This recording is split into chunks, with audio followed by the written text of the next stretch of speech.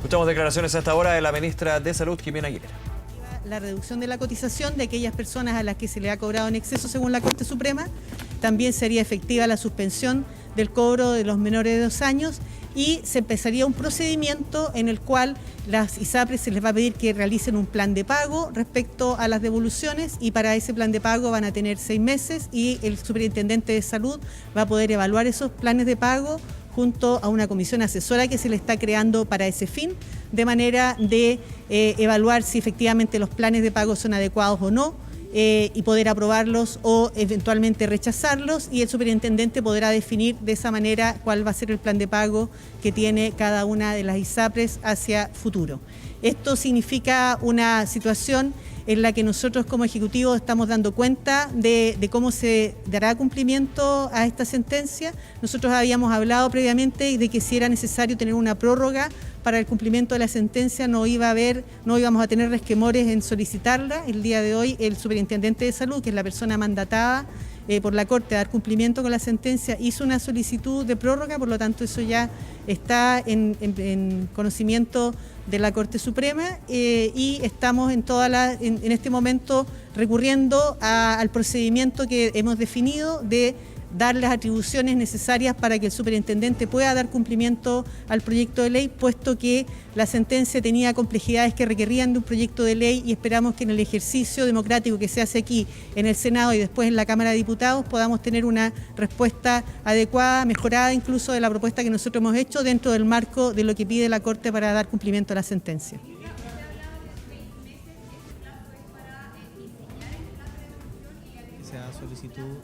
¿Se ha solicitado si es que eso es para diseñar el... Mire, primero aclarar de que el primer beneficio que van a tener las personas a las cuales se les ha hecho cobro en exceso es que una vez publicada la ley y publicada la circular, que el superintendente tendría un mes para publicarla, a esas personas se les va a dejar de cobrar en exceso, o sea, van a tener una rebaja inmediata de su cotización, y esa rebaja es un promedio de 50.000 pesos mensuales para ese conjunto de contratos, que es sobre 600.000 contratos, además de los contratos que están afectos por la suspensión del cobro de los menores de 2 años, que son 60.000 contratos más. Ese beneficio es inmediato, y es inmediato, mes a mes lo van a percibir en su cotización.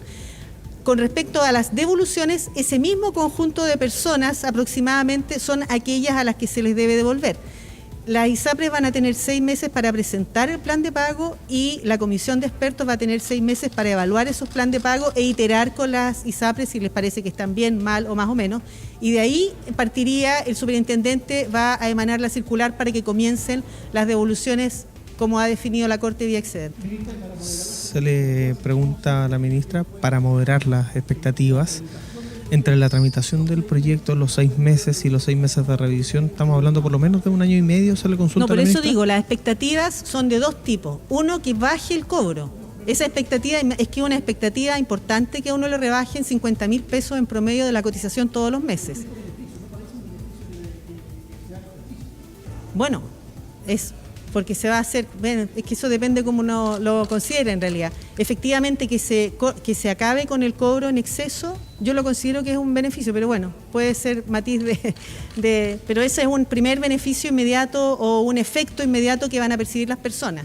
Las personas que tienen niños menores de 2 años también van a percibir inmediatamente que se aplique la ley y al mes que se publique la circular, que se suspenden esos cobros y que además se le comienza la devolución de lo que se pagó por los menores de 2 años. Y la devolución de lo que se pagó en exceso entre abril del 2020 y el momento en que se publique la ley, eso es lo que va a tener un plazo para mayor, porque necesita un plan de pago, puesto de la complejidad financiera de todo este sistema, para que comiencen a percibirlo. Eso sería 1 año y medio, más o menos. 1 año, no, 1 año y un mes más o menos. Ministra, usted ha dicho que el superintendente ha solicitado ya una prórroga para el cumplimiento del fallo de la Corte Suprema. ¿De cuánto fue esa solicitud de prórroga? Si le podemos preguntar a Víctor Torres, el superintendente de salud. Sí, muchas gracias. Efectivamente, a nosotros como Superintendencia de Salud, siendo un órgano autónomo, es a quienes mandató precisamente la Corte para poder cumplir, digamos, con la forma en que la sentencia va a llevarse a cabo.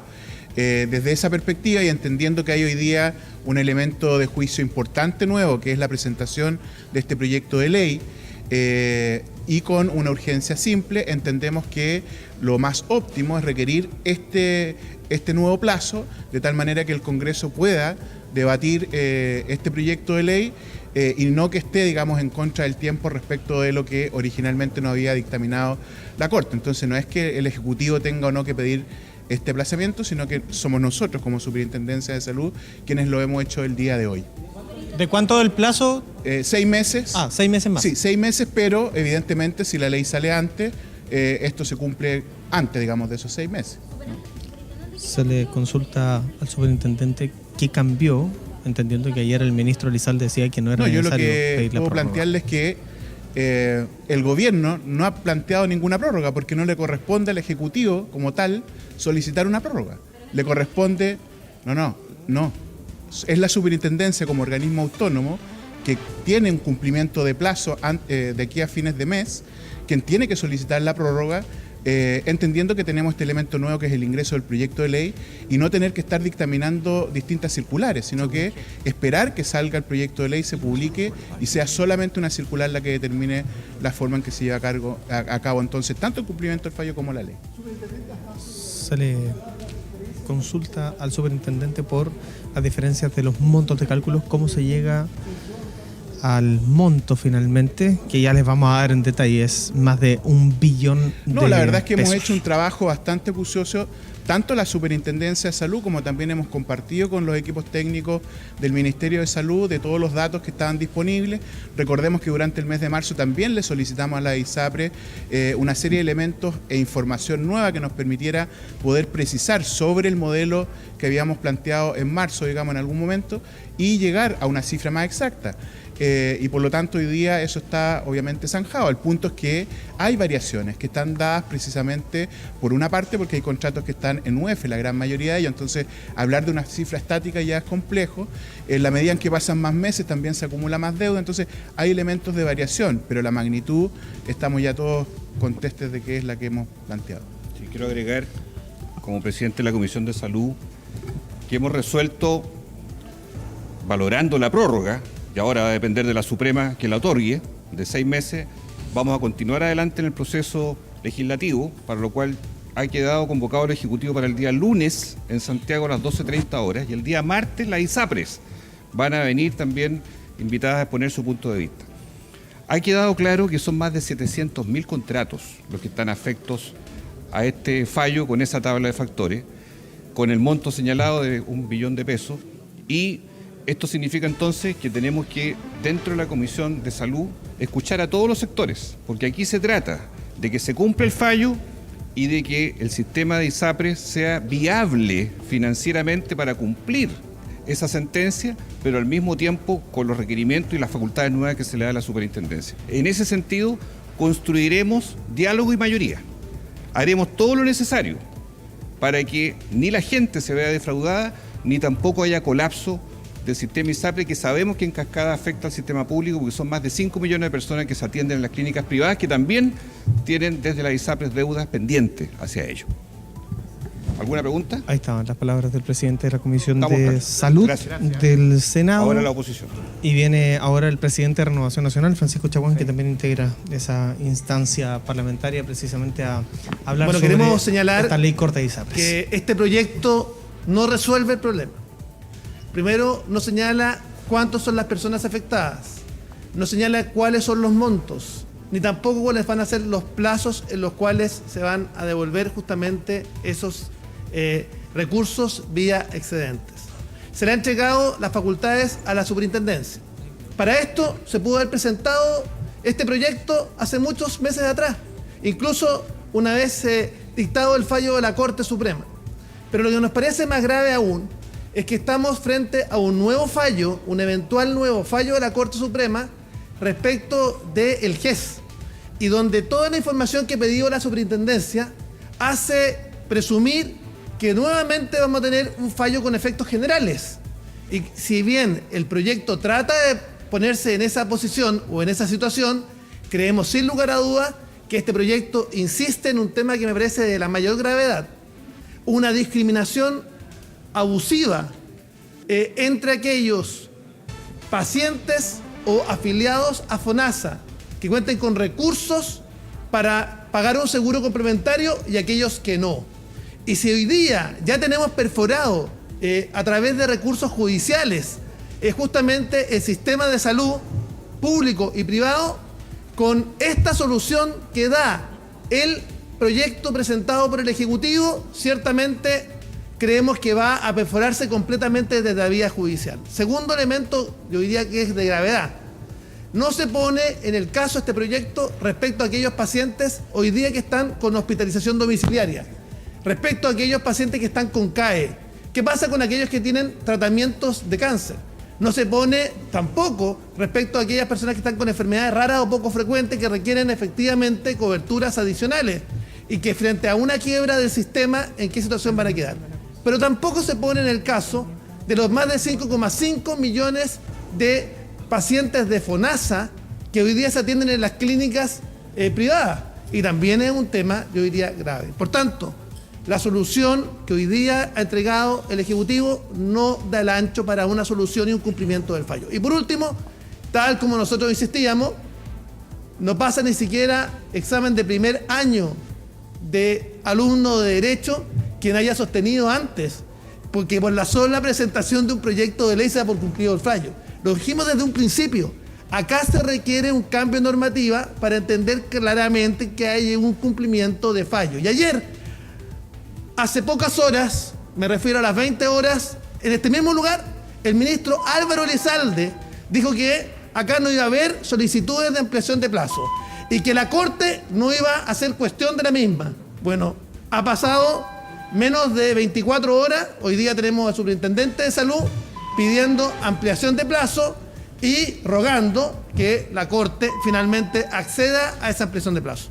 Se le hacen más consultas al presidente de Renovación Nacional sobre el proyecto de ley corta de ISAPRES.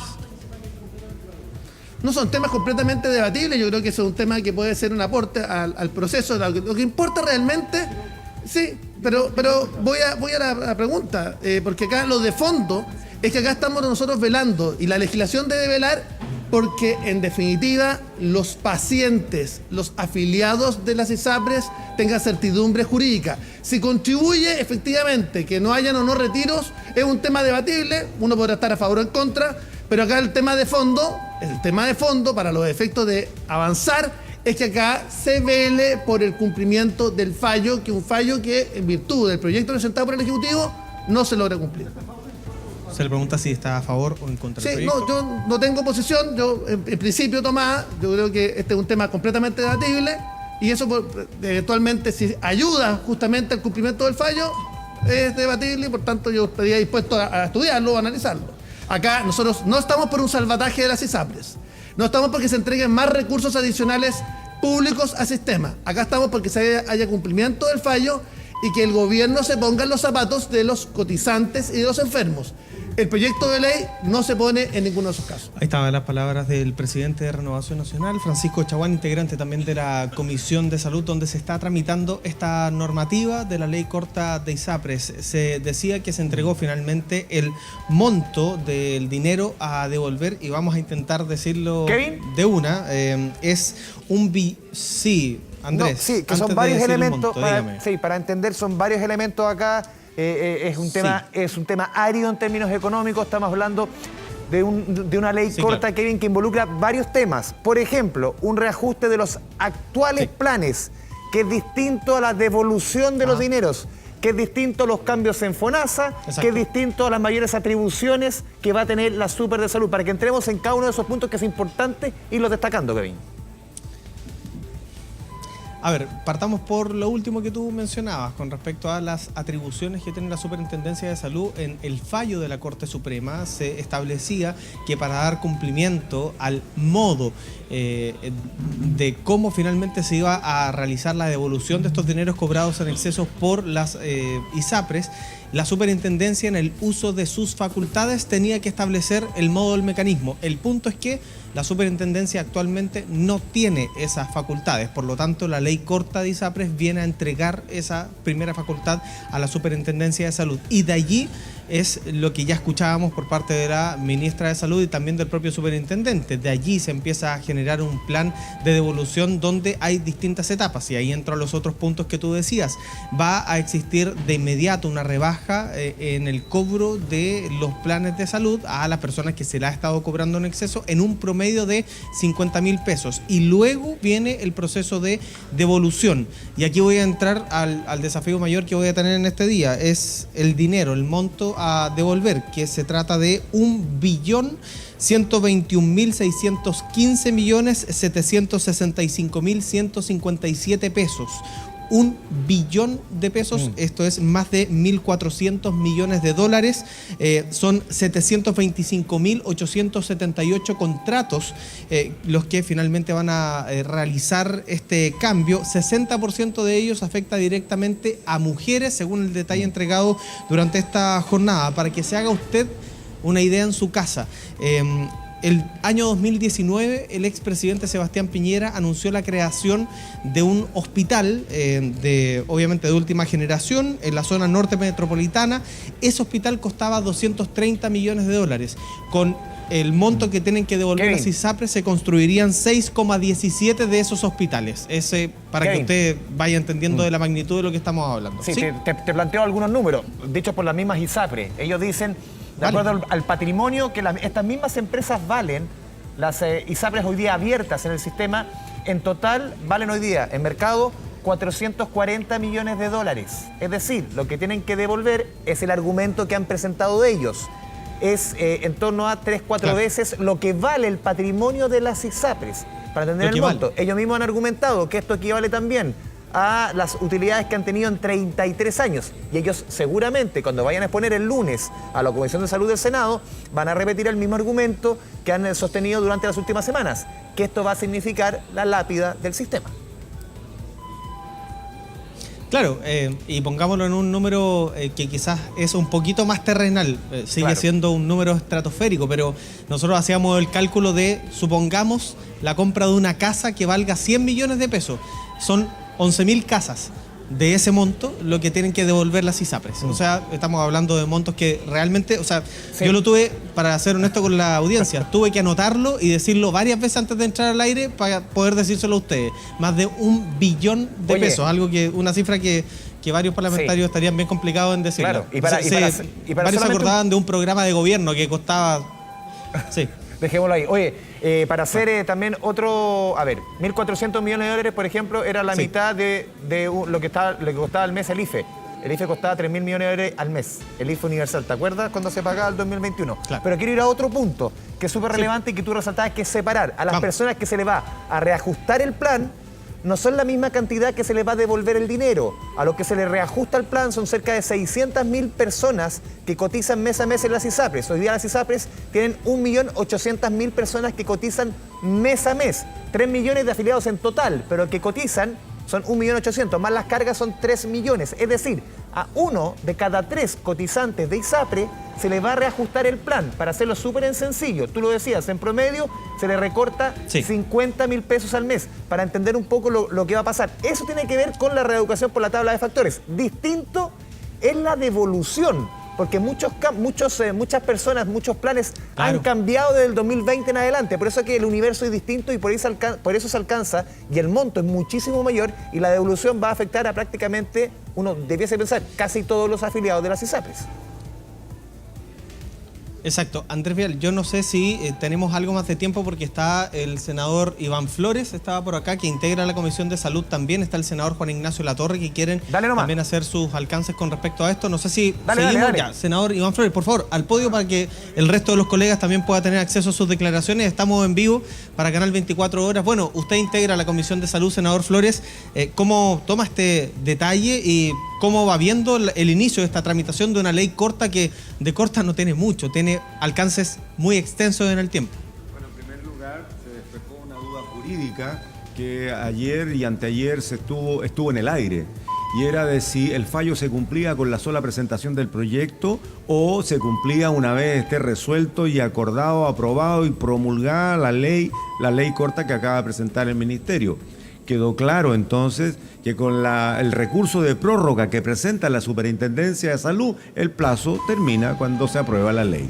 Como no es una ley ni tan corta ni tan fácil, vamos a demorar el tiempo que sea necesario porque aquí está en juego la calidad de la salud de las personas, no solamente de las que tenían temores y aprensiones que son afiliados de las ISAPRES, sino que también respecto de los afiliados de FONASA que ven con esperanza que FONASA con este proyecto de ley se fortalece, se amplía, entra a tallar en el mundo privado con la compra de servicios de libre elección y eso es muy bueno para la gente de FONASA, ya no están arrinconados solamente que los reciba FONASA porque no los quieren recibir la ISAPRE, sino que podemos empezar a transitar en una prestación de salud más justa. Y en este contexto, a mí me gusta el ámbito que se le ha dado. Si bien es cierto, hay algunos colegas que quieren sacar la discusión de FONASA como una ley aparte, yo creo que no, pues, porque si no volvemos a segregar a la gente de FONASA que no la han recibido las ISAPRE, mujeres embarazadas, gente con enfermedad preexistente, la gente vieja, los más humildes.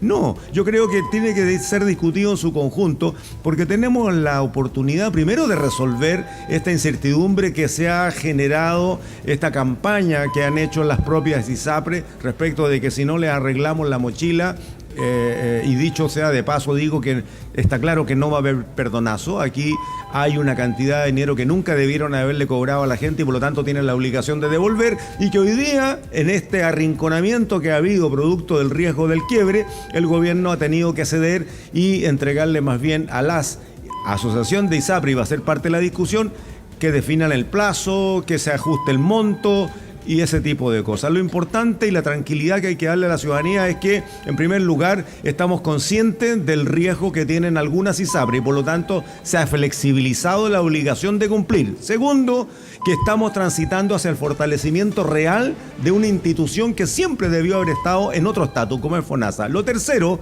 es que vamos a probablemente tener un león con dientes y uñas, y estoy hablando de la Superintendencia de Salud, porque hasta este momento es un león que solamente ruge, pero no hace nada más. Hoy día, con las atribuciones de fijar los valores de los programas, creo que estamos transitando a una fiscalización y a un control y a una intervención del Estado mucho más justo. Y por último, un mensaje al señor Kaiser.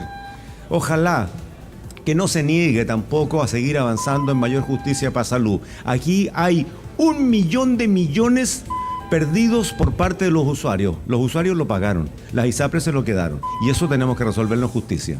Bien, gracias, senador Iván Flores. 1 millón de millones, 1 billón de pesos, que es lo que la cifra que decíamos Andrés Vial, la cifra total que van debiendo las ISAPRES. 1.615.765.157 pesos para 725.878 contratos, 60% de esos contratos de mujeres. Hablando de cifras, y aunque sea complicado seguir este despacho, Andrés Vial, por todos los números que tenemos en la cabeza, no se marea, no estudió oiga. periodismo, no estudió matemáticas, así que se complica un poquito. Estoy un poquito mareado, pero no importa, ahí vamos a tomar un vasito de bebida.